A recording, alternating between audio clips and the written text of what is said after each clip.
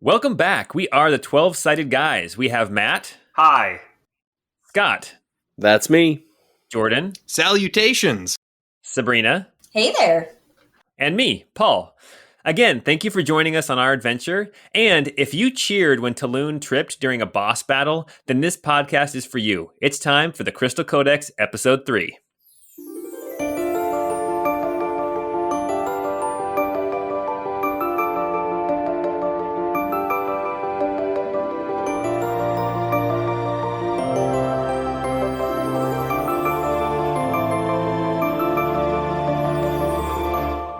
We are at the point where there's a hobloid has just been manacled.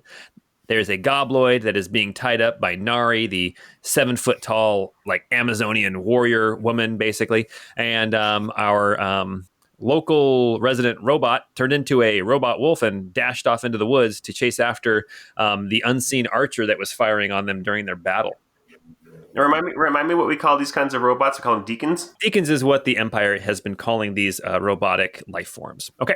So, Ebby, you're dashing through the woods. We'll get to you in just a second. Roos had just pulled up his giant Mikasa scarf around his head to hear and understand the languages being spoken. And the hobloid that you have manacled is staying rather quiet. But the gobloid, who everyone else here is saying, gob, gob, gob, gob, you hear him saying, oh, crap, she's going to eat me. We were going to eat her, but no, she's going to eat me.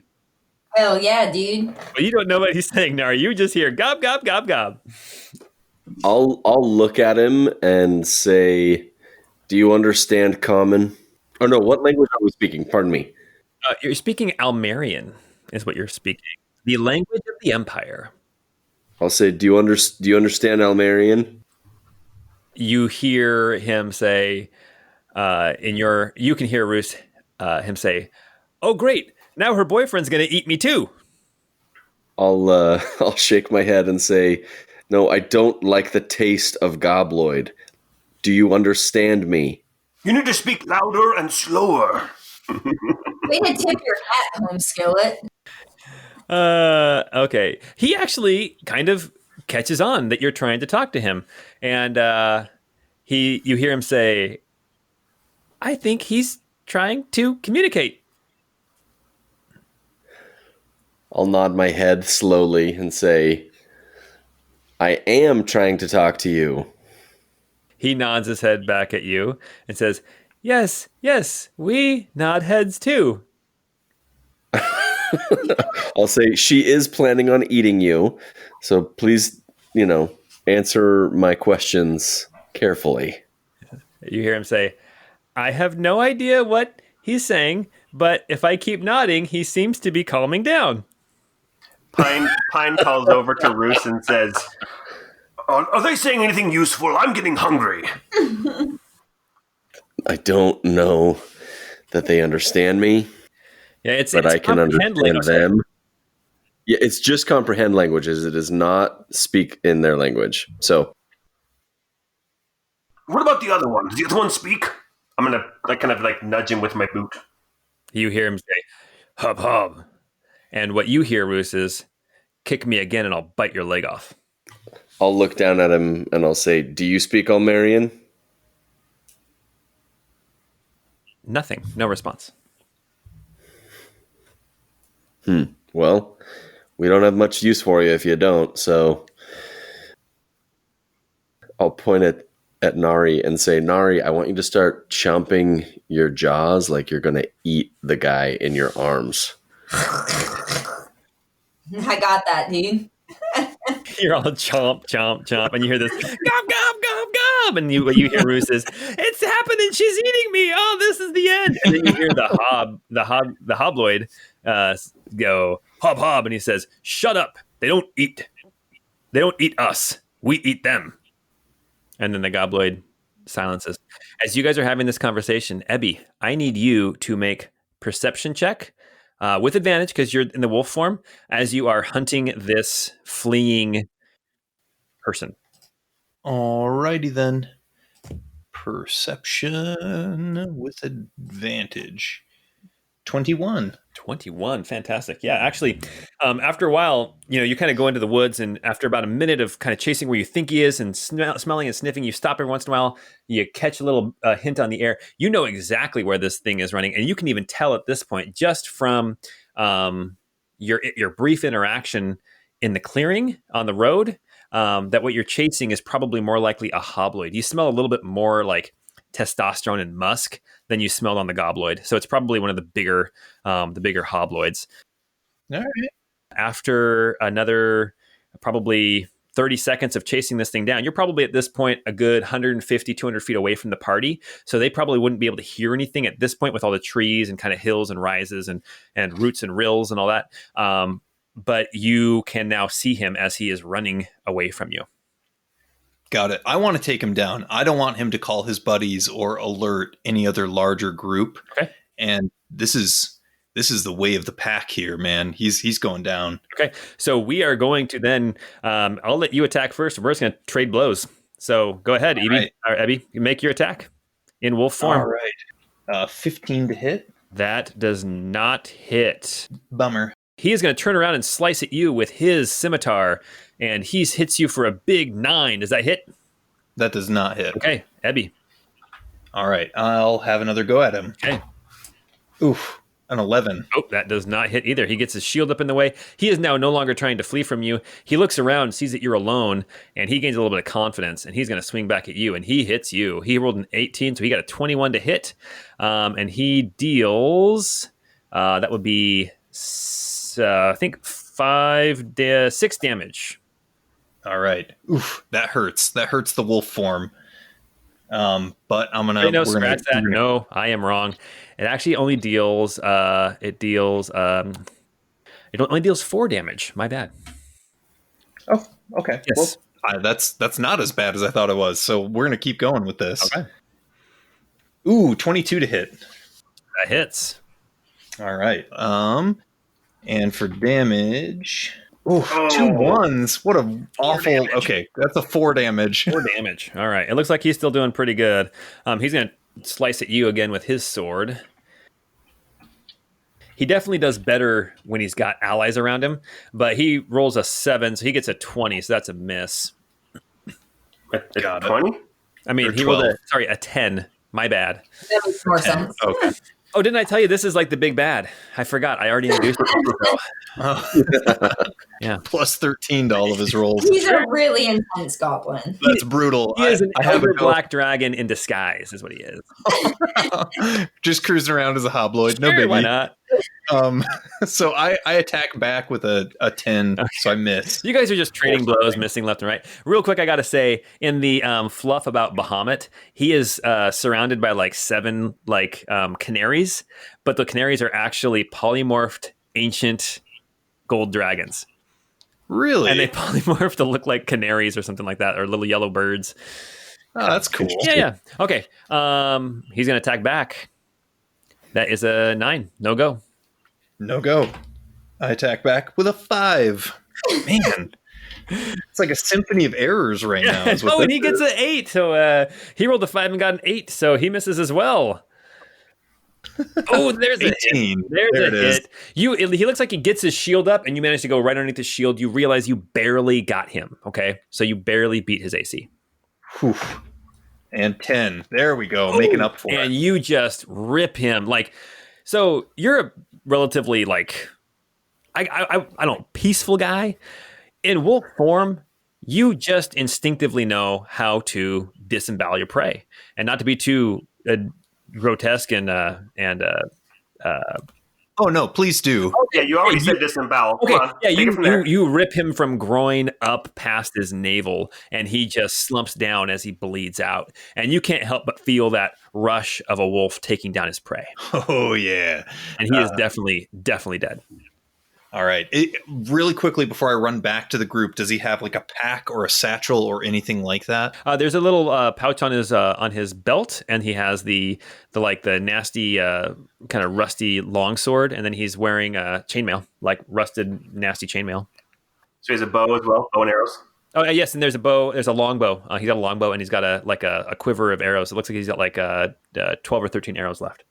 Got it. I probably won't worry about any of the weapons, but I will try to just bite and yank the pouch off of him if I can, and then run back. Oh, easy, not a problem. With your metal teeth.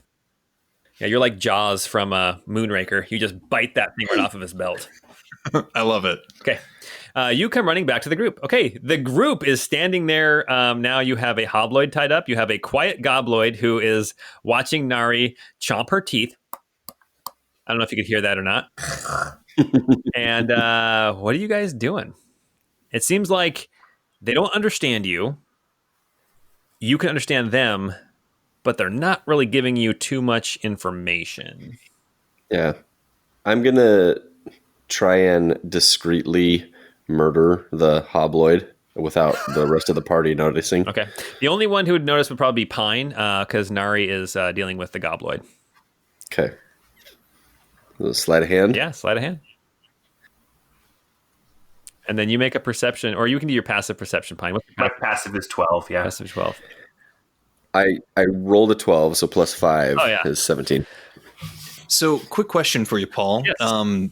For being a druid, I have the speech of the woods, which says I can learn to speak, read, and write Sylvan, and it also says the beasts can understand my speech and gain the ability to decipher their noises and motions. Would you classify these guys as beasts, or are these just like humanoids? These would be humanoids, yeah. Okay. Yeah. I figured as These much. would be more like, hey, you're in the natural environment where you would see an animal. That's basically what it means, you know. So, and these guys, one, they're not really in their natural environment at this point. This is not where they normally live, and they are obviously intelligent. So beasts usually have intelligence of, you know, like 4 or less. Got it. Okay. Do you see any bunnies around that you want to question, though? Well, Ebby, why don't you make a perception check?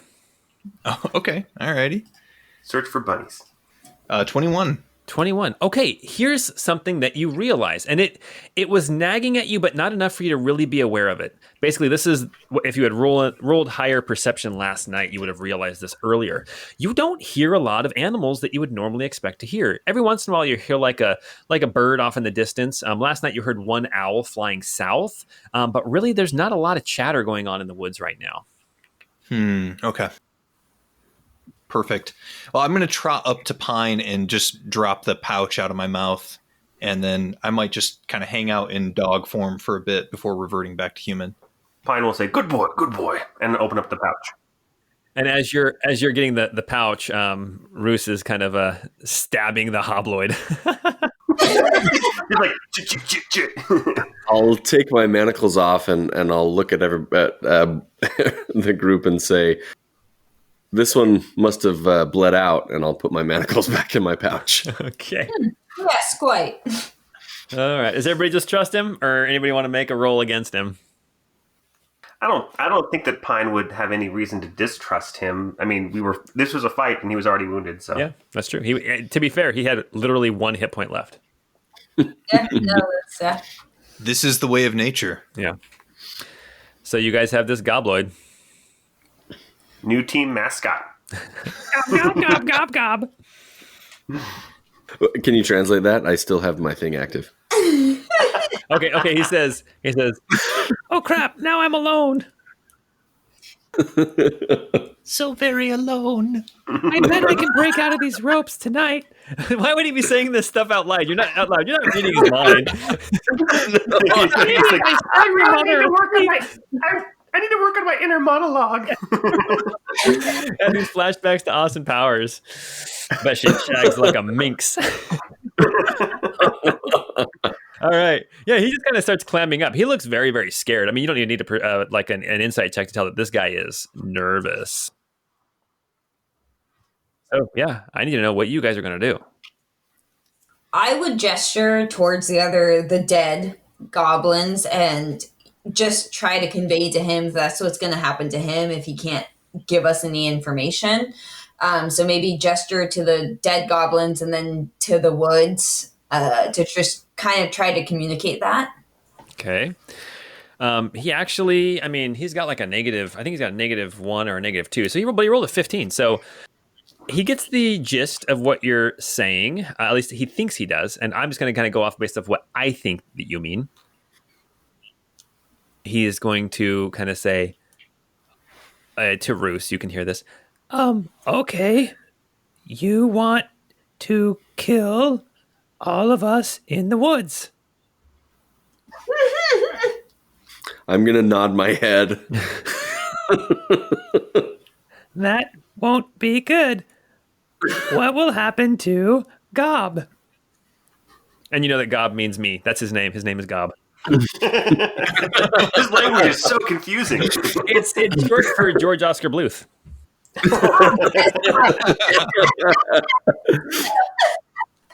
What about Gob? You guys are the ones who captured him and talked to him.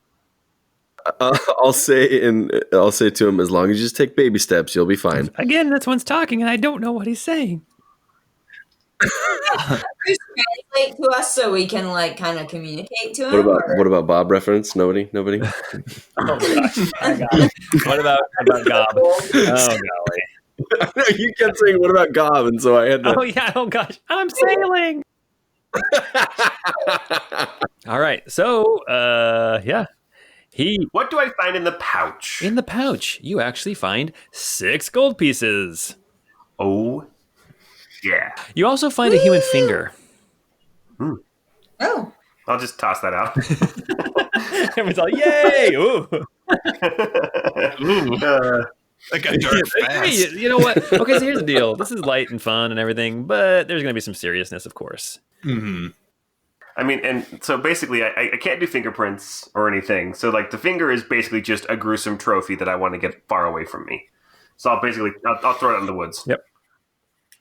Should we keep the finger and just see what happens with it? I mean, I don't know. Obviously, the goblins kept it. Disembodied appendages tend to rot. That's what happens.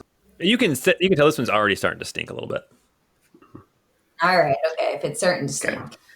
I mean, they kept it for a reason, though, so I'm a little suspicious of that. But all right. Now, Ebby, you're fairly certain that that hobloid was rushing back towards some kind of safety. And it was basically straight west, straight east of here. A little bit of like twists and turns around trees and up and down hills, but it looked you got the impression he knew where he was going. Got it. I'll revert back to my humanoid form. Okay.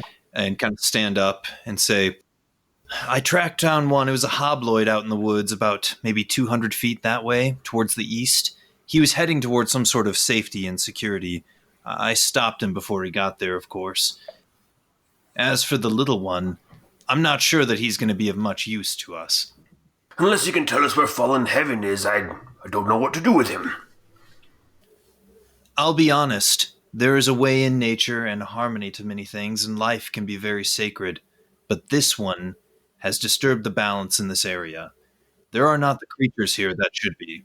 Nari's gonna roll her eyes and then just gonna hack his head off with her axe and be like, all right, I got it, dude. All right. He is bound. Nobody is trying to stop her. And there is a beheaded gobloid. The last thing you hear is, what about Gob? And then his head falls off. Oh, man. Well, this isn't fun anymore.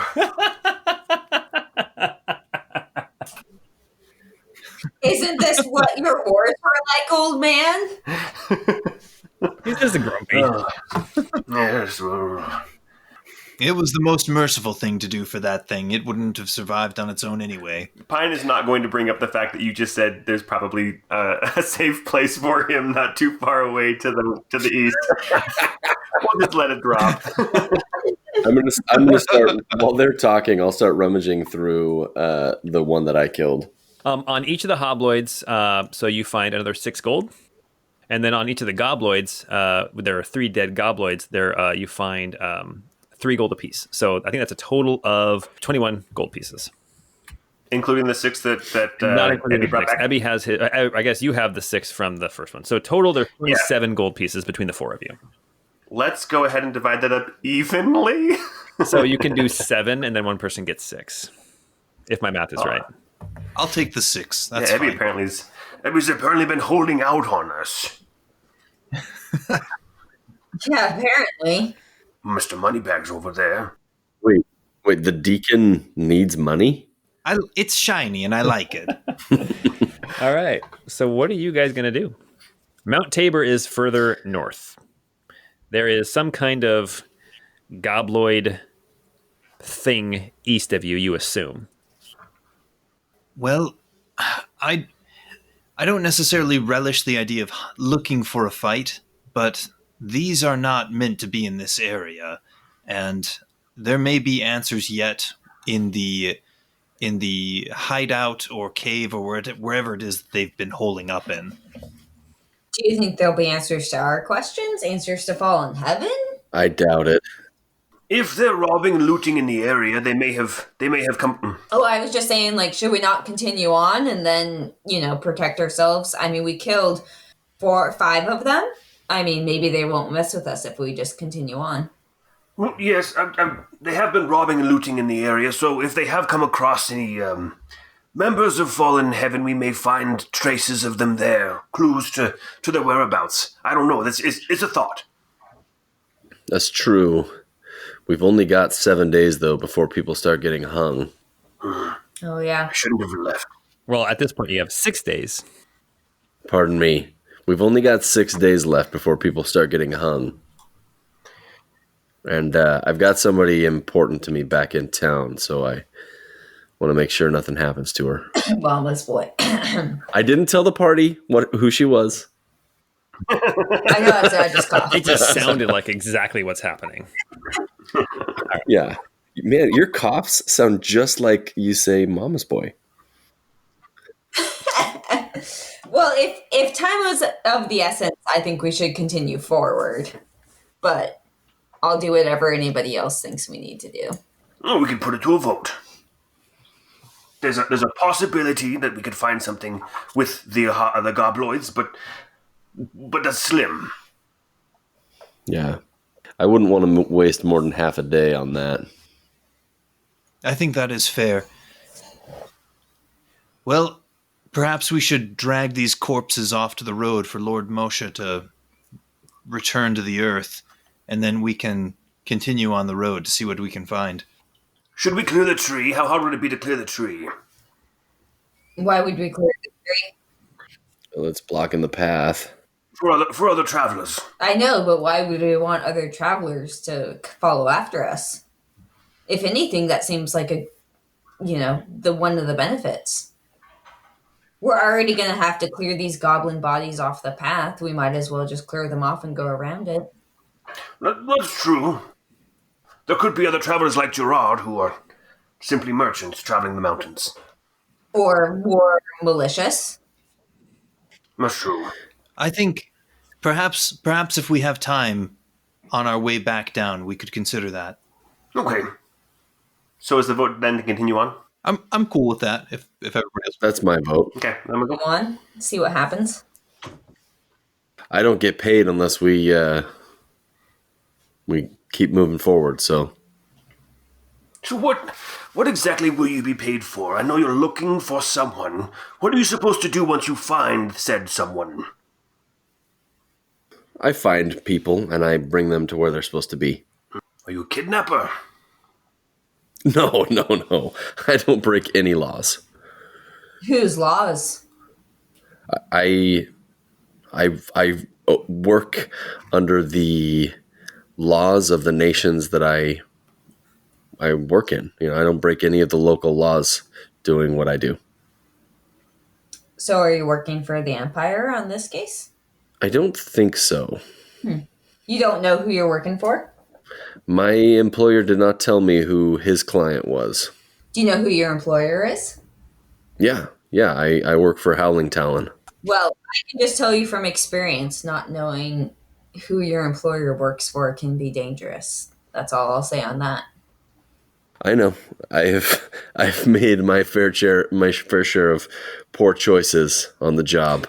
Okay, so does anybody want to do any rolls based on this conversation? Yeah, I want to know what Pine's perception of Howling Talon would be. Okay, why don't you make a history check? It's a 14. 14. You've heard of Howling Talon.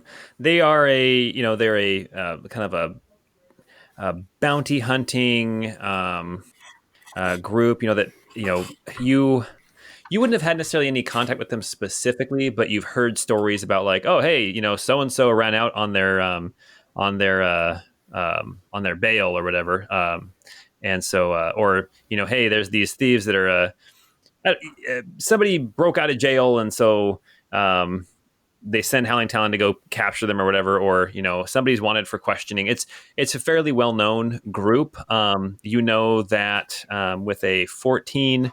They're not afraid to hurt people. But not like overly nefarious or anything. We don't know who their affiliations are. Not any more than you would expect, I guess. They work for money, they work for money. So I'll as we're going along, I'll pull Pine aside and say, "Hey, about the fight back there. Thanks for looking out for me." Oh, it's a soldier's responsibility to be a shield for his brother. This is not something I'm used to. Well, stay with me and you'll get used to it. Stay with you? What sort of things would I do if I stayed with you? Noble things. That gave me shivers. I've tried to fix my mistakes in the past by doing the noble thing. It didn't end well for me. Well, that's the thing about acting in noble ways. The immediate response, the immediate effect isn't always the last. Time will tell. Yeah, we'll see. I'm not sure about if the noble thing is the right thing to do all the time. But I do appreciate you helping me out. Oh, no, you're welcome. You proved yourself as well in that fight. Okay, so you guys are going to continue up the road, is what it sounds like. Mm-hmm. Okay, perfect. You guys continue on up the road for another few hours. It's kind of you're about an hour away from where you figure it's going to start being time to look for a place to rest for the night. You've been going uphill pretty regularly. The trees in some places are starting to thin out. You come upon like some meadows that you have to kind of go across, but the road is still relatively easy to follow as you head up into the mountains.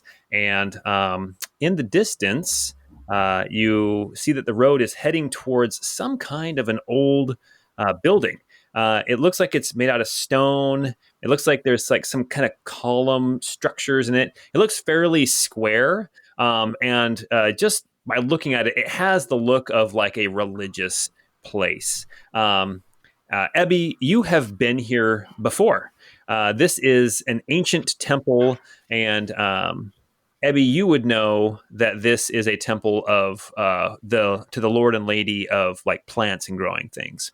And you have spent some time here in the past. So let's see here. So everybody can make religion checks. Is there any like smoke coming from the towers or anything like that? Okay, then you can make a perception check. That's a very good question. Pine rolled a 16 on religion. Okay, my religion check is 10. My religion was 12. Okay. I got a 7. Okay. Ebby, you can actually do it with advantage because you kind of worship this. I rolled a nat 20 on perception. On perception, you don't see any smoke. It doesn't look like there's anybody here. It looks like this building is kind of a waypoint. As you come up the road, you can see that like there's another road that goes off to the west, kind of back down further into the foothills and into the forest that way. But the main road, like up to the mountain, continues to head north. And what did you say, Abby? What was your final roll? It's still 12. I rolled worse on my second roll. Worse. Okay. All right. Yeah, you would recognize this as a temple for Lady Artarian and Lord Mosha. Got it.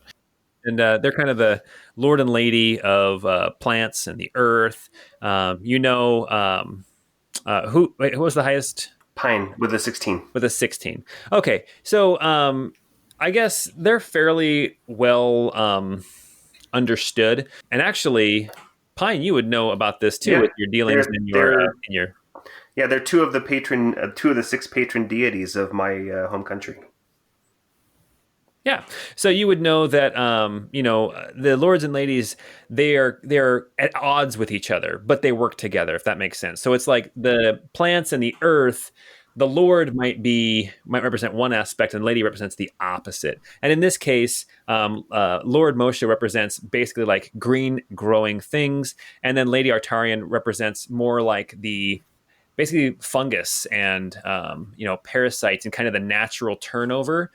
So where Lord Moshe would be like grow, Lady Artarian would be like decay. They're both very important aspects of nature, but they are opposite aspects, if that makes any sense. And so this temple, while it is built to both of them, you know that it is more Lord Moshe's temple. Got it. I'm going to go ahead and relay all of that to the group and just kind of let them know, like, this temple is to Lord and Lady of the Earth here, Lady Artarian and Lord Mosha. Would I know if it had been occupied, or has it always been kind of like a derelict building? So with it's always been kind of derelict. This is less of this is more like a waypoint, more like a shrine that you would visit as opposed to like a place that you would worship at, and actually there'd be like clergy there that would live there and take care of it. This is more like they built it and they left it, and then people on pilgrimage or whatever might stop here and worship for a few hours or whatever. But it's more like a respite from your travels. Okay. And as you look at this temple, you can see that there's there's a staircase on 3 sides that you can see, and kind of the stairs go up into this big square chamber. And right in the middle of that square, there's like a circular garden, and growing out of the garden is this tree. And you notice that this tree is leafless. But Ebby, the tree is not dead. It is fall. The leaves have fallen off and they've blown away because the sides of the building are kind of open. So the wind kind of whips in and blows it all around. So you can see little piles of leaves around, but the tree is leafless, yet alive and healthy. Got it. And then, And so this is kind of where you are. Nari made a perception check, a fantastic one. Realizes that there is nobody like living here. There's no smoke, coming from a fire or anything. Well, perhaps should we set up camp here at the shrine or in the area round about?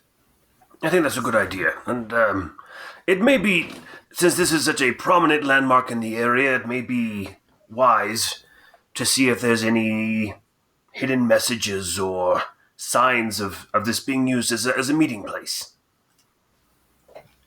I think that is a reasonable thought. That's a very good idea. Yeah. So is this, you guys are going to make camp here? Mm-hmm. Okay. So like, where do you guys want to camp? You guys want to camp inside underneath the roof? Because the tree is actually under a roof. It's basically like the size of like a big cherry tree, probably like maybe 12 or 15 feet tall. And the roof is probably 20 feet high, but there's like skylights, not really like glass, but there's like openings in the roof. So you know that you can stay undercover, but there is like an opening in the roof that lets rain in and stuff to keep this tree watered. So, like, if we were to build a fire under there, the smoke would also escape through that same hole. Yeah.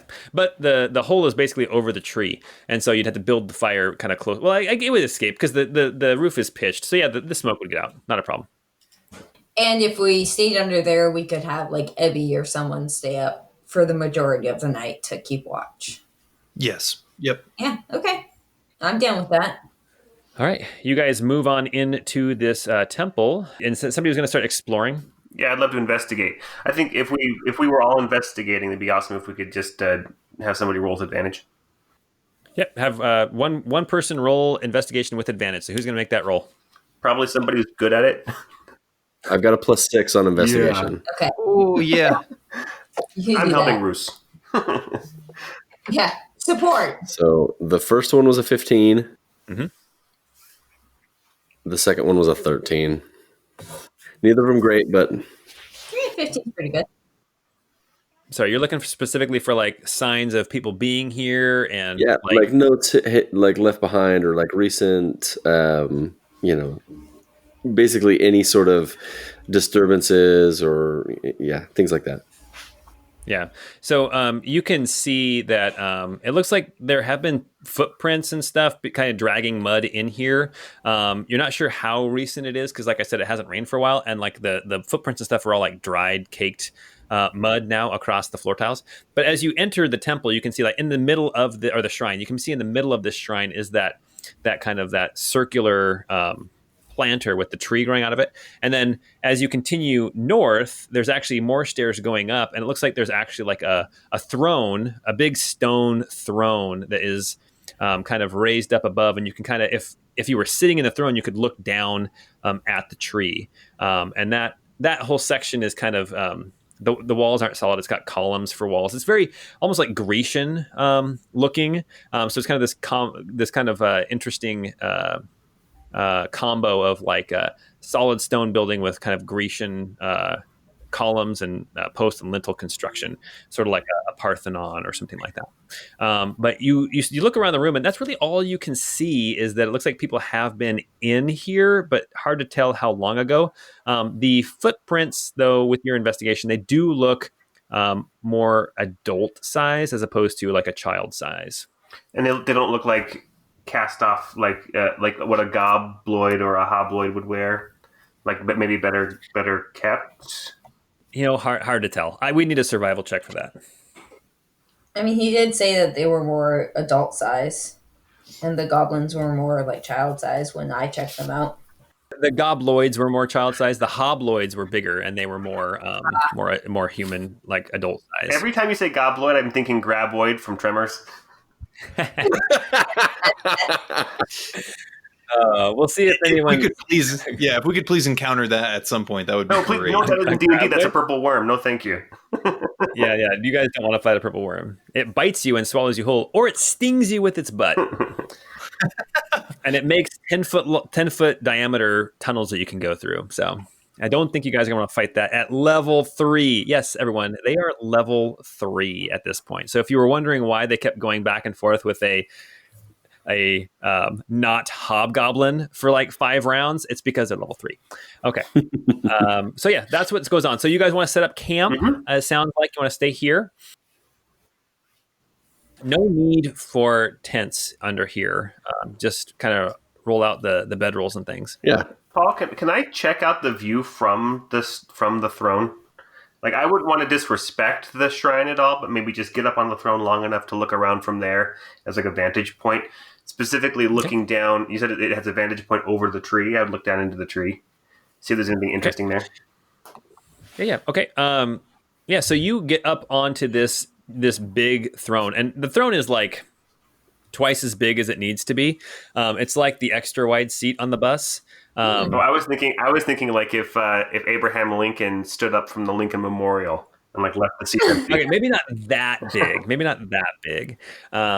So it's basically like twice the size of a regular throne would be. And you imagine this is probably built to house the rump of the Lord Mosha. You get up into that throne, and as you're sitting down, nobody else can see this because everyone else is listening to this, but basically now everyone who's playing has a better view of what's actually going on. And just so everyone knows, I am a great describer of things. So, Pine, you are up here. One of the best. One of the best descriptors that I know of. A raconteur. Possibly of all time. Pine, you're sitting up on this throne and you look down at the tree. You can make a perception check. And I shall roll. Ooh, I have been rolling really great on my skill checks. It's a 21. Nice. Okay. Pine, so this tree is in this planter, and it's got this, the planter's raised up. It's got like about a 3 or 4, maybe more than that, more like an 8 or 9 inch base ring around this planter. Then it has the piled up dirt on the inside and the trees inside. There's something, as you're looking back at the tree is not interesting to you. What's interesting to you actually is around the base where the planter itself meets the floor. It seems like it doesn't quite match up right. Like you see like a little bit of everything here is immaculate. I mean, it's worn, yes, but the craftsmanship is very, very good. But it looks like there's like Gap with no mortar. almost like a little gap, a very thin gap, and without a 20, with you rolled a 21, so it's a lot. You would have missed this, but you were just really clued in. You caught your eye, and then as you start looking at it, you see that there's like a little thin gap around part of this planter. Not even, I mean, it's big enough to like slide a piece of paper through, basically. Mhm. Like not even enough to get a finger in there or anything. But there is some kind of a gap. Everybody else is kind of setting up bedtime, right? I'll come down and talk to them in kind of quietly, because Pine is assuming that this is some kind of a massive door that could potentially open up. So he'll come down as we're setting up camp right next to it, and I'll say, I believe there must be a way to move this planter out of the way. I think that it is a door or a lid of some kind. I'll stop setting up my camp and go look at it with him. Aside from the throne, is anything else around here? Like down to the south this way? Down to the south is kind of where you came from. So there's stairs as you're in this main square area. You see that to the east there are stairs going down back to that main road up to the mountain. To the left is to the west is kind of stairs that go down to the road that goes back down into the forest, but not the way you came. And then to the south is the stairs that go down to the road heading south that you came up. Does that make sense? It's like a T intersection. This is kind of that middle of the T intersection where it goes north and south and then back to the west. Okay. And and there's just some trees. This is a little bit more of a clearing area because I mean you're starting to get up the mountain a little bit. So it's not like the trees are you're not at like the timberline or anything like that. But you've just come across some meadows and things, and this is kind of a little bit more of a sparse area. I'll run my finger along the gap that Pine points out and start kind of looking for anything that feels loose or out of the ordinary. Just trying to like idly look for switches or levers, that sort of thing. Yeah, can we have someone roll an investigation with advantage? Yep. So roll an investigation with advantage as you guys are kind of looking this over. Whoever's the best at that? I say Roos again. Yeah, I think Bruce. Okay, so I'll roll. So the first one is a 23. Wow. The second one's a 14. Okay, well, let's go with that 23. Yeah, agreed. You kind of run your finger kind of along the edge, like the place where the planter meets the ground, and it's kind of feeling around. And as you get kind of up towards the north, like if it was a compass, like the point that marks north, you kind of the gap is just a little bit bigger. You kind of peek down in, and you can see what looks like a little bit of a metal hook, like a hook or an eye bolt or something like that. Some kind of a contraption is there, but again, it's just too thin to get your finger in. And as you're kind of looking at that, Gigi clambers out and climbs up on your shoulder, jumps off your shoulder, spreads her little skin flaps between her legs, and flutters over to the tree as she glides and lands on a branch. And as she lands on the branch, you see the piece of metal under there. You see it kind of shift a little bit. And Gigi's really small, really light. Why don't you describe Gigi again in case nobody heard it the session one? Yeah. So Gigi is a skink. She is like a gray-green color. She's a reptile with like a webbing between her arms and her sides and in between her legs. So she can kind of glide and hover if I give her enough momentum. She is my little lockpick and lever finding companion. And one of her cooler features is her tongue is bright blue, like iridescent blue. So whenever she's eating, you get these glimpses of really strong color. I think we need someone to go jump on that branch. Or at least pull down on it. I found the gap. I'll do it. So Pine will walk over and does he have to climb to get to that branch, or is it pretty low? The branch is not very very high up. Okay, so he's gonna climb up into the planter, go over to that branch, and say, "Thank you, Miss Gigi. I'll take it from here," and I'll kind of see if I can move that branch at all. Now, Roos, let me know if I'm taking away too much of this. Gigi is a little bit shy, correct? Yes. So Pine, as you approach, you see Gigi. She kind of, her skin color changes and matches the branch. And as you approach, and then as you address her and are very polite to her, you see her skin kind of change back to the normal color. And then as you say that, she jumps back across and flutters over to Roos and then tucks back into her pocket. And Roos, you know that is a very good sign that Gigi felt comfortable around Pine. And then what do? You pull that branch? The one that Gigi was on. Mm-hmm. Okay. So it's about 6 inches long. It's about as thick as your thumb. And it doesn't have like any, you know how like a branch will have like little places where the buds came off of it, where like new branches are going to sprout and everything. This stick does not have anything like that. So as you're looking at it, it does look a little bit different than the other branches on the tree, but you would have never known had you just passed by the tree. And even Ebby, you've been here and you never noticed it. You pull on it, Pine, and Pine, for you, make a perception check. And I finally rolled a bad one, 10. Okay, you pull on the branch and you feel it kind of click down. It still looks like a natural angle for the branch, but before when it was kind of angling up, now it's kind of angling down. But Roos, as you're watching, you see that hook, that metal hook underneath, you see it spring up. And that's all that happens. And then Nari and Ebby, what are you guys doing? You know, I feel like at this point, I'd probably just be kind of watching, intrigued at what they're figuring out. Because I've been here before, but none of this stuff was ever immediately evident to me. Okay, and Nari, what are you doing? Yeah, I mean, obviously that branch did something, so I would be looking around to see if anything else had changed. Okay, like anything else inside the temple? Yeah, just to see if it triggered anything else, because obviously that branch is important. I need to know, I should have this written down, but I need to know everyone's passive perception. Bum, bum, bum. 14. 14? Mine is 13.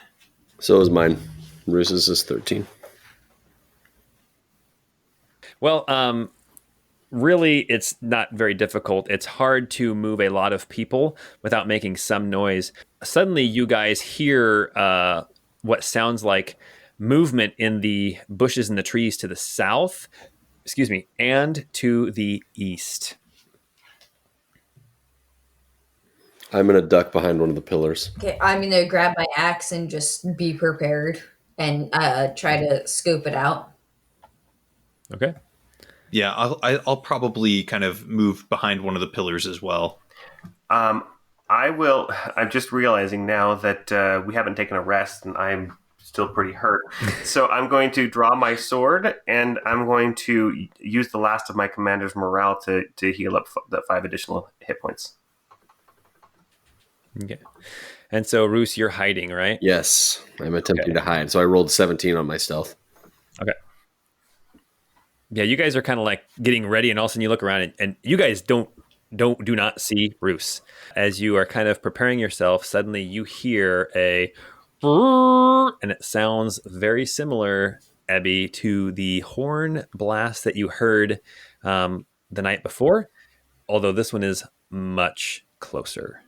And out of the woods, you see numerous shapes emerge. You see quite a few gobloids.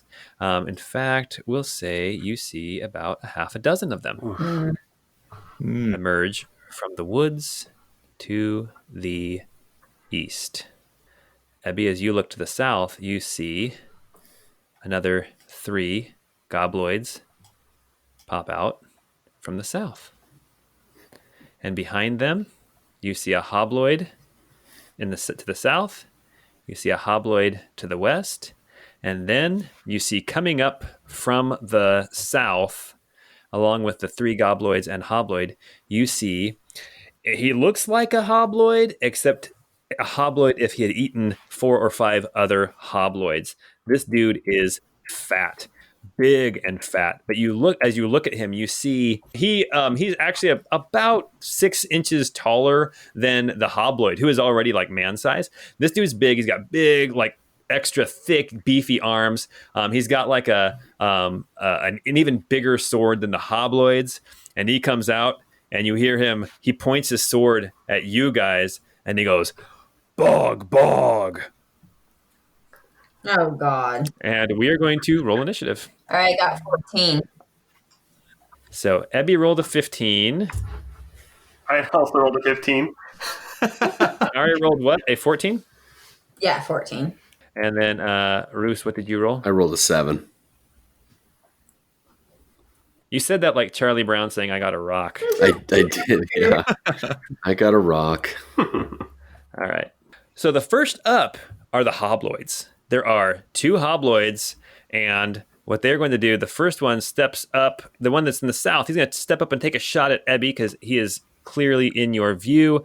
That is going to be a 15. That will hit.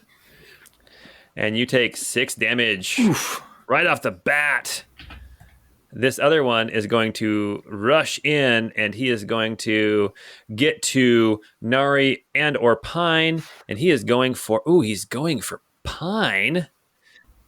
Pine, he's going to swing at you, and he gets I think that's a 14. And he misses because my AC is 18. I block it with my cane.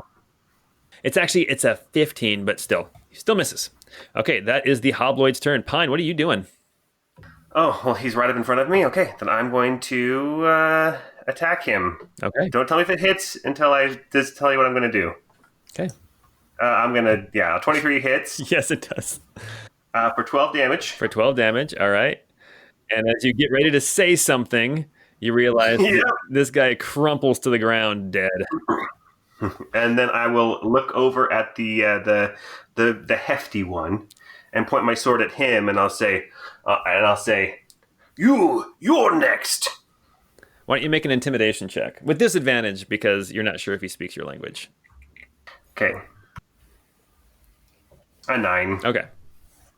He's kind of he's not even looking at you at this point. He's like pointing at the gobloids and pointing at you guys like saying, "Go attack!" All right. You gonna stay there? Or you gonna move?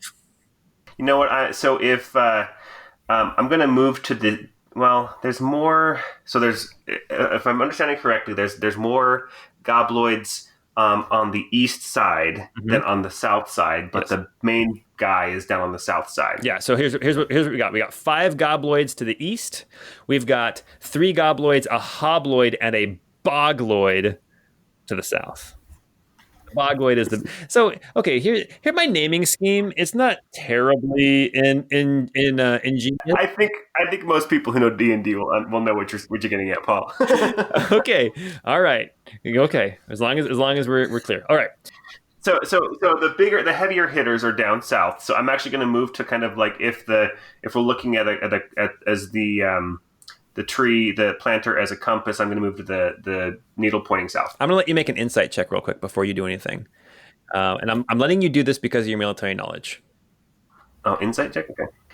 We should probably get to higher ground. Here's the deal. Your assessment of the heavy hitters, yes, if they get into attack range, but you look at these little gobloids and they have little short bows, and you get the impression that they might be more dangerous from range than the big guys are up close. Does that make sense? Yeah. Then I, with that knowledge, then I will say to Nari, let's close the distance before they pepper us with arrows, and then I will move off to the east. Okay. 35 feet actually, because I get 35 feet. Yeah, and I'm just going to go and describe this. You guys have been hiking with Pine now for the better part of, over 24 hours at this point. And you've seen an old man walking and using a cane. But now this is the second time that you have seen him like stand up straight, and his bearing, his whole the way he carries himself has changed. And you catch a glimpse of the soldier that he once was. Is that fair to say, Pine? Yeah, at this point, the cane becomes less of a crutch and more of a defensive tool for him. So, yeah. Nice. Okay. Ebby, you are up. Okay, I think first things first, I'm going to actually... Ebby starts to he calls upon some of the innate natural magics that are part of his creation. And he says, Lord Mosha, I call upon your power. And he summons it's kind of a spirit totem creature of, in this case, let's do the bear. And so everybody that's going to be within the area of effect, and it's a 30-foot radius, they will get +8 temporary hit points, and they'll get advantage on strength checks if they need it. I mean, that unfortunately doesn't count for attacking, but hey. So anyway, I want to kind of center it here, so that way it hits all of us here on the central kind of dais here. And it's got like an aura. How big is that aura? It's a 30-foot radius. 30-foot radius? Yikes. I believe that Pine just left that radius. I think you may have. As a bonus action, I can move it in the future, so don't feel like you have to stick around. I just gotta survive. All right, so I'm going to do that as I think that's my bonus action. Yeah, so bonus action, I call that thing into existence. And then for my action, I'm going to use a robotic ice missile. So there's like a reservoir of water and other reservoirs of liquids within kind of my robotic frame. Anyway, some of it kind of seeps out into my hand, and the magic kind of saps the energy and turns it into an ice shard. And I chuck that thing. 60 feet is the range on it, but I'm going to try to attack this guy here. I don't know if he's close enough, but if I hit him, it's 1d10 damage, and then the shard will explode, and anybody within 5 feet will take 2d6 if they fail a dexterity saving throw. All right, so just to better describe it, you're flinging it at one of the gobloids, hoping that it hits him, and then it will explode, and then hit another gobloid and the hobloid that are to the south. Yeah. Okay. Yeah, that's my hope. Okay. Why don't you roll to attack that first gobloid?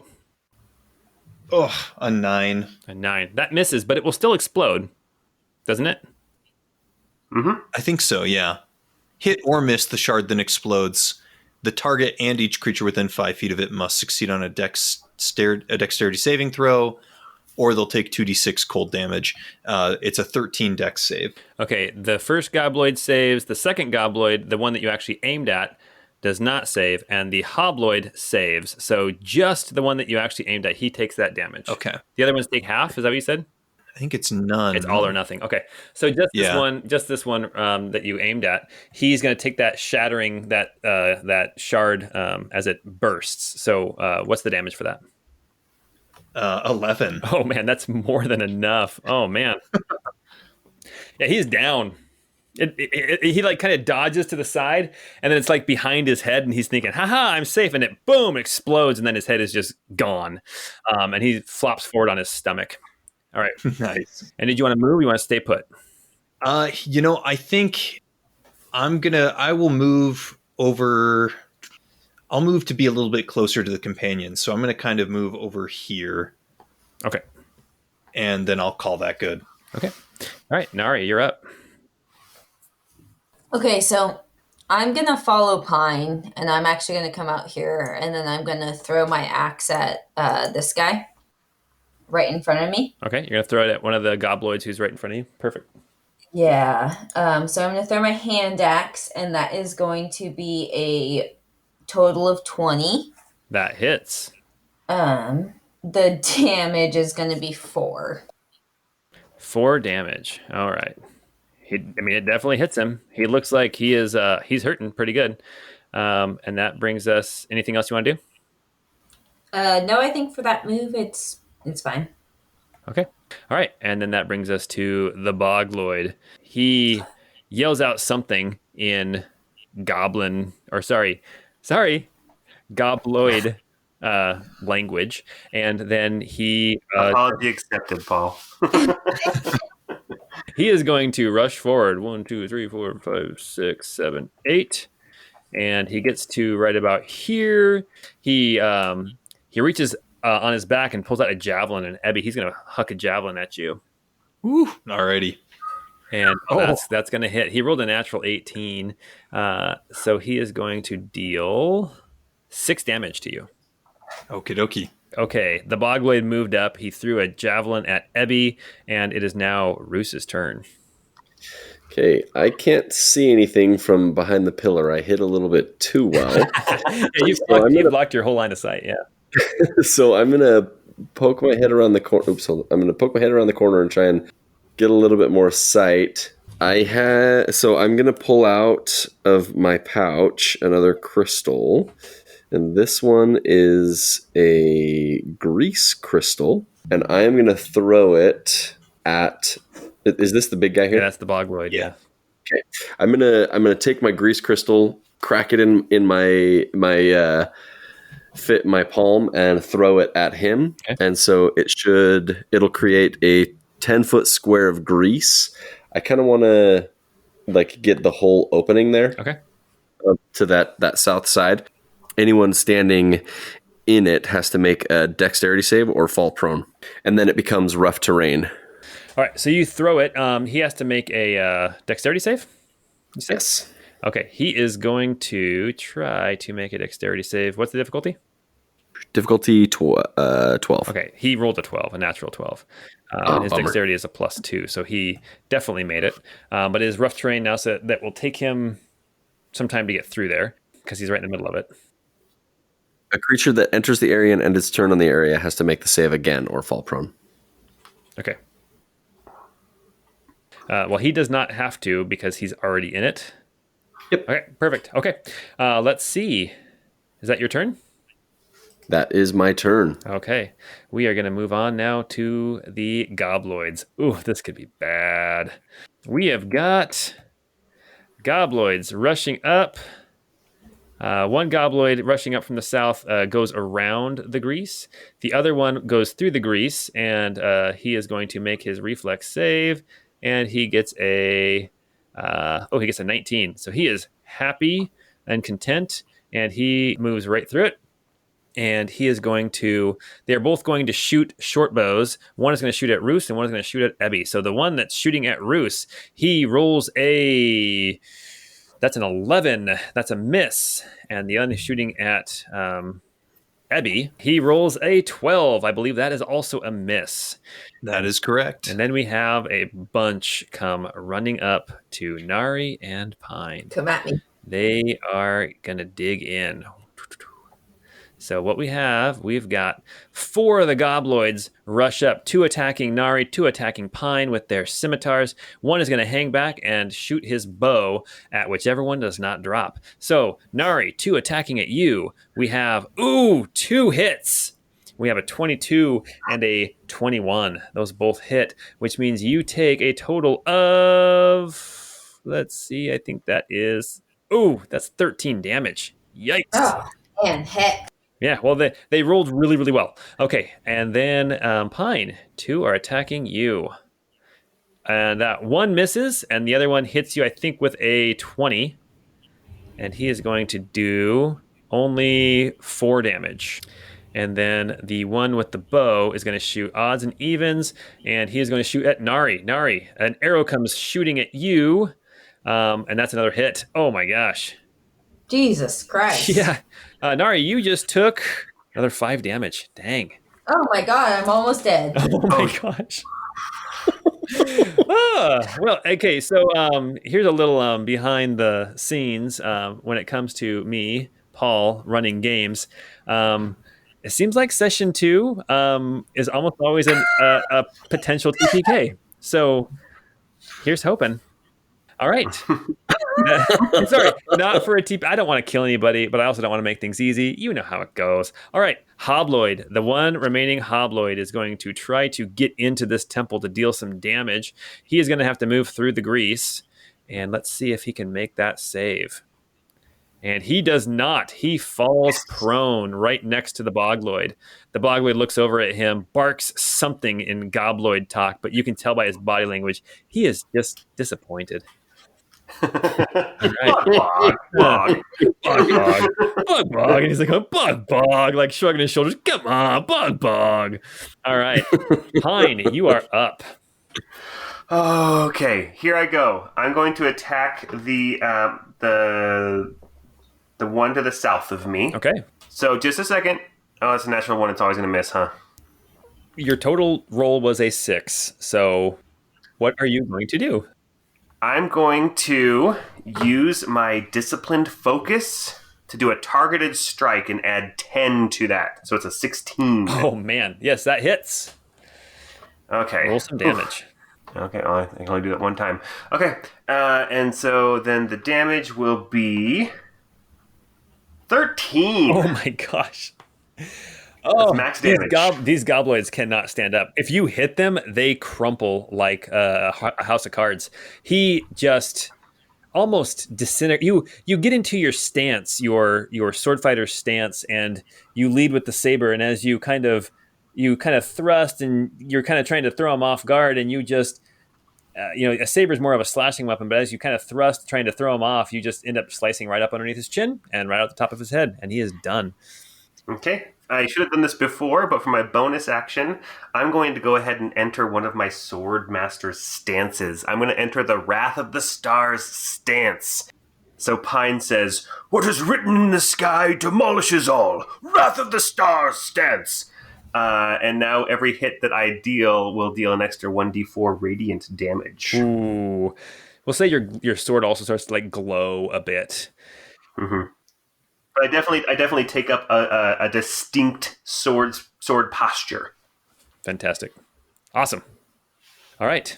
Ebby, you're up.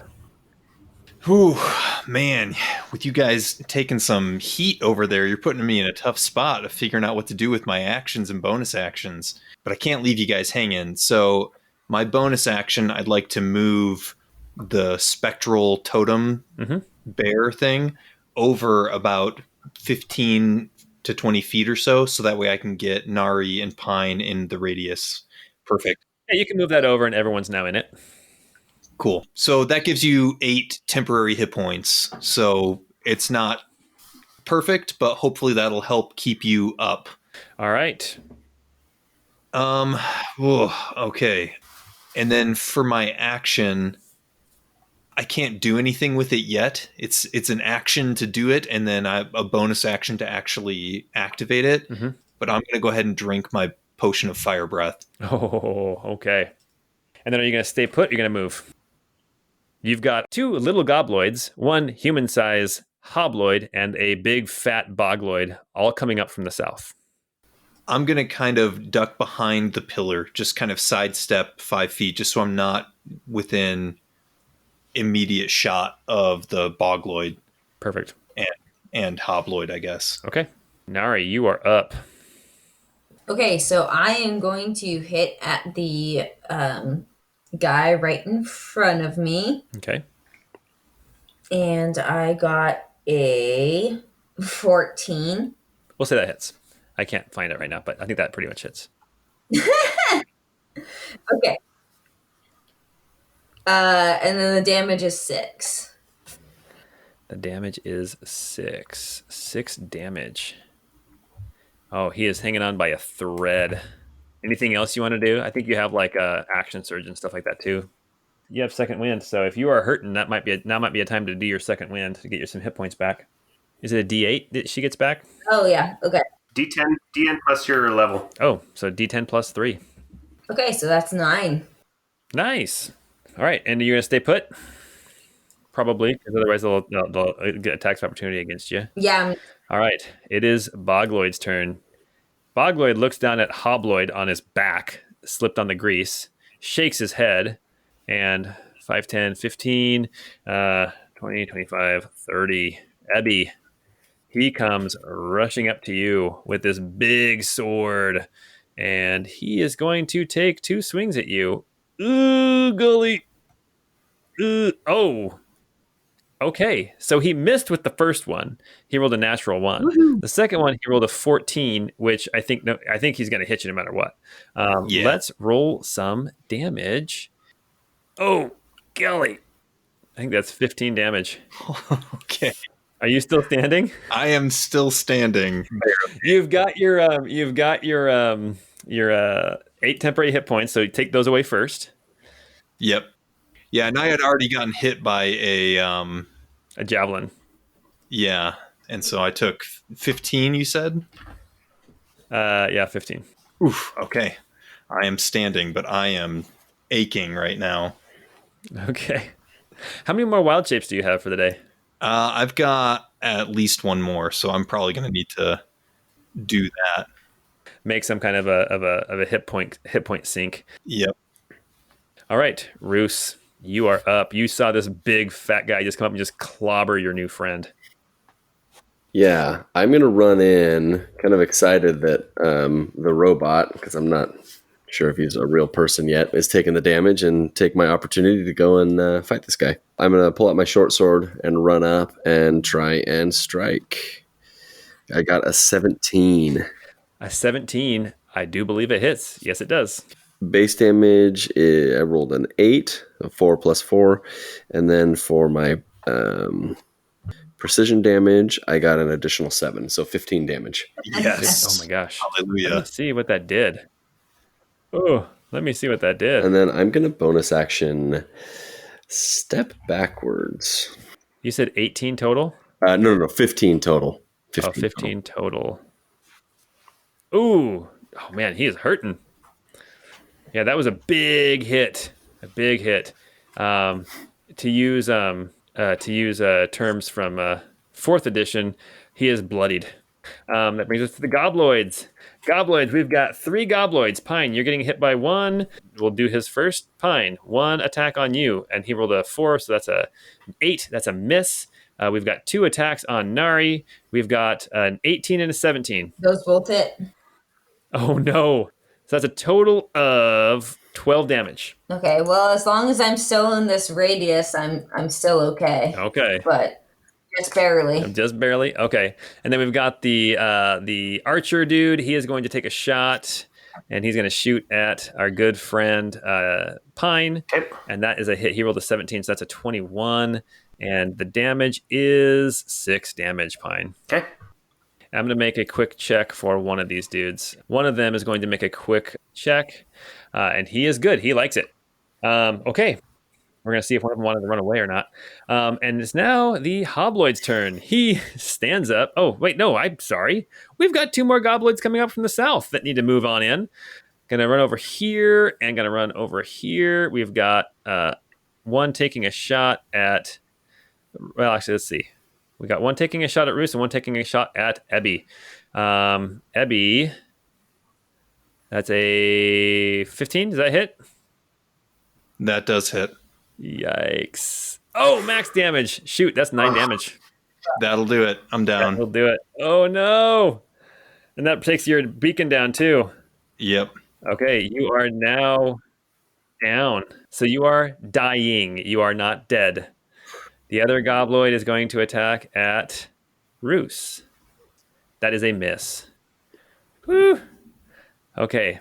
Hobloid is going to get up, and he has to... does he have a reflex save if he already fell once? It's if they enter it or end their turn in it. But it's difficult terrain, so... And we call those dexterity saves in 5th edition, Paul, not reflex. Yes, we do. Yes, I apologize. Sorry. I broke my teeth on D&D 3.5. Actually, 3.0. Cut your What teeth. did I say? Broke my teeth? You broke your teeth? Well, he tried to cut them, but he ended up breaking them. I broke them. Yeah, it just looked so tasty. Yes, I cut my teeth on... Oh, what am I doing? Crunching all those numbers, you know? Yeah, that's right. The Hobloid had to get up and steady himself and then get out of the grease. So he's actually all the way back here. So he is not in the fight yet. And that brings us to Pine. Pine, you've got... All of a sudden, you feel a little less enthusiastic than you felt before. You've got a Gobloid in front of you, and then you see that Nari is still surrounded by 2. Yeah, I will So I'm going to use, as my bonus action, I'm going to do a demoralizing shout, and I'm going to yell. Basically, this only affects the creatures within 10 feet of me, enemies within 10 feet of me, and I'm going to shout, "Fall to our steel!" And they have to make a DC 12 wisdom saving throw or become frightened of me until the end of my next turn. Okay, that's 3 gobloids have to make that save. It's DC 12. And it says wisdom. Uh-huh. Okay, I think one of them for sure failed. I think that their wisdom is just a +0. So they're afraid. Okay, the one right in front of you is all of a sudden not looking like he wants to come any closer. That was my bonus action. Okay. And then, so that basically means he'll have disadvantage on ability checks and attack rolls, just while I'm still in sight. Right. And he can't move any closer to me. So that's basically what that does. And then I'm going to go ahead and make an attack on the one directly in front of, just directly east of Nari. Yeah. Sorry. Yeah. The other one that you can hit that's not afraid of you. Yeah. Exactly. So then I'll make my attack roll. Okay. And that's an 8. That is a miss. All right. I am going to... Okay, it is Ebby's turn. Ebby, I need you to make a death saving throw in session 2. Yikes. Oh, man. Nat 20. Oh, no. It's a 9. That's a fail. Ebby, this is kind of weird for you because part of your curse is that you don't sleep anymore. And yet, at this point in time, you are not aware of what's going on around you, which is weird because for the last 5 years, you have been nothing but aware. So it's kind of an intriguing feeling, but also not a great one. Okay, Nari. Well, I also have to make a death saving throw because I. Oh, because your temporary hit points went away? Yeah. So they got me with that 12. So I got a 16. But it would have taken away from your temporary hit points first. Oh, okay. But just very few then. Okay. Cool. So then I will attack the goblin straight ahead of me. Swing, and I got an 8. Oh, gosh. Man. All right, guys. So you guys have some decisions to make. It is now the Bogloid's turn. The Bogloid is going to look down at Nari and kind of nudge look down at Ebby and nudge Ebby with his foot. Kind of looks inquisitively and then glances up at Roos, pulls out a javelin and lances a javelin at Roos. And the javelin goes wide. Okay, Roos, you're up. I'm going to look behind me to see Pine and Nari fighting against the Gobloids, and I'm just going to curse under my breath. Cracking crystals, what am I thinking? And I'm going to run up to Ebby and say, this is a wasted potion because he's not even a person. And I'm going to unstopper my health potion and just pour it over his face and hope something happens. Some of it kind of gets into the grill. What kind of potion is this? Is this a big one or a little one? All I bought was the potion of healing that guy had. Okay, so it's just a regular potion of healing. So if I'm not mistaken, it's 2d4 plus 2. I believe that's right. So I rolled an 8. So that's 8 hit points back to Ebby. And I'm looking at his grill to try to see if there's any sort of response. Then I'm going to take my strike at the big guy and hope that I made the right choice there, because I don't know if a potion works on a clanker. On a clanker. I like it. All right, Roos, take your shot. I rolled a 20, not natural. Yeah. Okay. Why don't you... Okay, so here's the deal. Ebby, you are laying there. What does Roos see in your countenance as consciousness comes back to you? Is there any change? I think what he probably sees is that there is a greenish light or glow that starts to emanate from underneath kind of some of the metal plating. You poured it over my head. Yeah. And so the glow is kind of emanating from underneath along the rivets and the seams of the metal that is my head. And you probably even see like a dent kind of pop out back into more normal form. Like Iron Giant style. I love it. I absolutely love it. All right, so Roos, you hit the Bogloid. Now, I don't believe that Ebby being conscious but being prone, I don't think that he will give you... No. I didn't assume he would. But I rolled max damage. I rolled a 6, so it's 10. No. Oh my goodness. So that was big damage, but not enough. He is, well, here's the deal. He is hurting real bad. We've got Gobloids. Okay, here we go. I'm going to make a, just kind of a morale check for the Gobloids. They're naturally scaredy cats, especially the one who is afraid. So his fear is going to get the best of him. He is going to disengage actually, he has to do that at the end of his turn. So he's going to disengage as his action. He's going to move his full move, and then he is going to, I think he gets a bonus action, hide. So he's going to hide. So he is going to hide and try to stay away from you guys seeing him. And he actually does a pretty good job of hiding. Why don't you give me a perception check? Or I guess it's your passive perception. Yeah. He jumps behind some bushes, and then you can't see where he is. He is still afraid of you, though. The other 3, we will give them some... so we've got one is going to attack at Pine. That first one. He rolled a 6, and so that is not going to hit you. That's only a 10. And the second one's going to attack at Nari. Nari, here we go. Oh, my gosh! They cannot not hit you. He rolled a natural 17, and he is going to deal some damage with his scimitar. He deals you 6 damage. Are you down? My god. Okay. Are you down? No, I'm barely hanging on. Okay. All right. Just barely. Okay. And then we've got the archer guy. He is going to step over here and take a shot at Roos. Roos, you're getting an arrow shot at you. Mm-hmm. Does a 14 hit you? Nope. My AC is 15. All right. Let's see. It is now the Hobloid's turn. Hobloid steps up. He kind of he looks a little sheepish because of falling down earlier. He kind of swats away one of the Gobloids, and he steps up here to you, Roos. And he's going to take a swing at you. And that's a hit. Ouch. He is going to deal only 5 damage. Okay. And now that brings us to Pine. Oh, this is awesome. I'm going to take another attack at the Gobloid in front of Nari. That's only a 10. Okay, you miss. Is there anything else you want to do? I'm going to stay here. I can see that she's on her last legs, so... Okay. All right, Ebby, what are you doing? You got a Bogloid who is hanging on by a thread. Got it. Right in front of you. Okay. And you're still on the ground. I am. Now, to get up from being prone, is that just, it takes up like half my movement? Is that what the rule is? Exactly. So it'd be 15 feet. You can move 15 feet after that. Okay. I think if your movement's 30. Alrighty. Well, here's what we're going to do.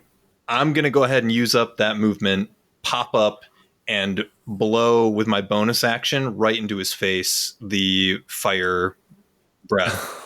Which I think even if he saves, he's still going to have to take at least half of the 4d6. So I don't know if that's enough to kill him, but...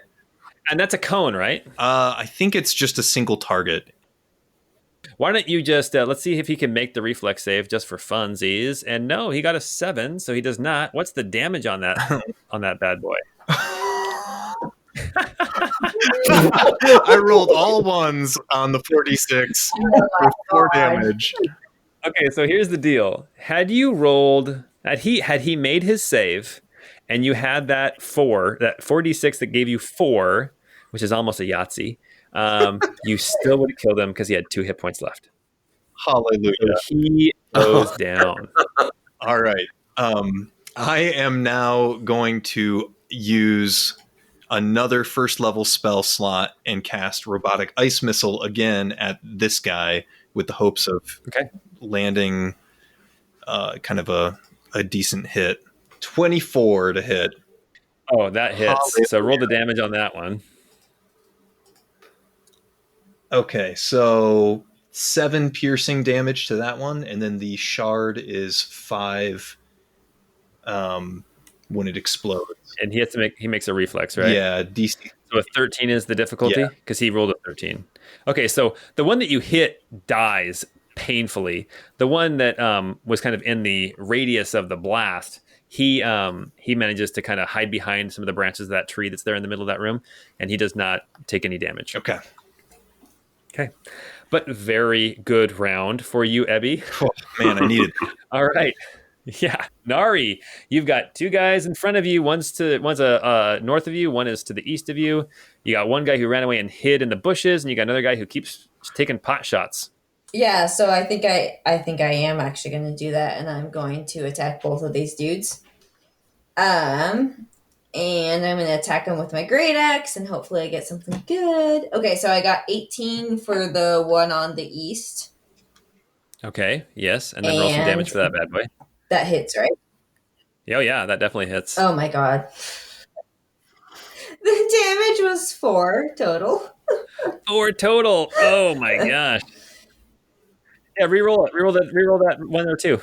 So then the second roll, the second roll was 15. Yes. Was that a 15 to hit? No, 15 was to hit, and then the damage was 13. 13. Okay, so you kill. Well, okay, so when you re-rolled the one that you rolled for damage, what did you get for damage for that first hit? 12. Yeah, 12. Oh, 12? Mm-hmm. Okay. So you did your action surge already and you attacked the other guy? Or yeah, you're still doing the... Okay. Yeah, so I think you killed them both. I think that you just literally... We'll just say you just did one big old swing and you took 2 heads in one go. Woohoo! Finally. All right. So there we go. So now we are down to a Bogloid and 3 Gobloids, one of whom is hiding. It's a Hobloid. There's a Hobloid. Yeah, we killed that Oh, dude. the Hobloid. Yes. My bad. Sorry. Yes. So that would mean that, Roos, it's your turn. Okay, I'm gonna stare at this Hobloid in front of me, and just kind of like mockingly say "Hob, Hob," and I'm gonna stab at him. Okay. I rolled a 22 to hit. That hits. And you get sneak attack, I think, because you have a buddy here next to him, too. So I got 7 damage from my strike, plus an additional 9, so 16 damage to him. Oh, that is more than enough. You say "Hob, Hob," and he looks incredibly hurt. Like what you said just cut to the core. And he just kind of drops his shield down, dejected, and then you just take the initiative and just run him through. Okay. Okay. All right. And now I already know what's going to happen. It is now Gobloid's turns. We have 2 Gobloids left and 1 Gobloid who is hiding. They scatter. And they take all of the movement that they've got to get as far away from you as possible. 2 of them run far to the east. One of them takes off south, slipping on the grease as he tries to get out of the temple as fast as he can. Anybody wants to take a pot shot at any of these guys running away, feel free. Otherwise, they are gone. I'll throw a dagger at one of them.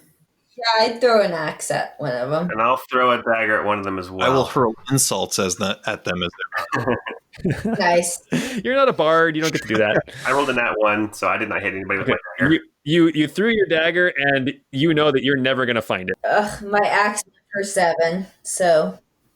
7. Okay, so that axe, you'll probably be able to find the axe, but the dagger that Pine threw is gone.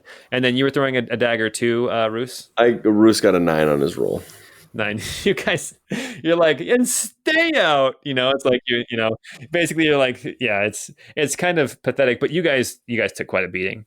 So yeah, very good. You guys are surrounded by 2 dead Hobloids, a big old dead Bogloid, and like 5 or 6 dead Gobloids. So as you savor the victory and as you count up the gold that you found, which is a total of, I think it's 47 gold, because the Bogloid himself had 20 gold on him. You can't make it divisible by 4. What did I give you guys? 47?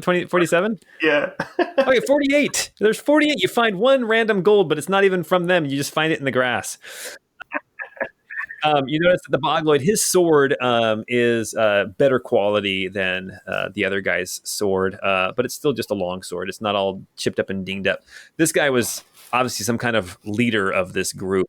As you guys savor your victory and lick your wounds, we are going to stop there for tonight. You guys are gathered together in the shrine of Mosha, the lord of plants and growing things, surrounded by death and carnage. You've just won your second battle of the day. For some of you, it's been a long time since you've seen this kind of action. And as the sun is setting and the temperature is dropping, you guys lick your wounds. You start to gather up to figure out what happens next as you surround this tree that might not be what it seems. As we end the episode for tonight, I hope everyone enjoyed listening to episode 3 of the Crystal Codex with the 12-sided guys. Until next time, have a great night, and we'll see you later. Bye.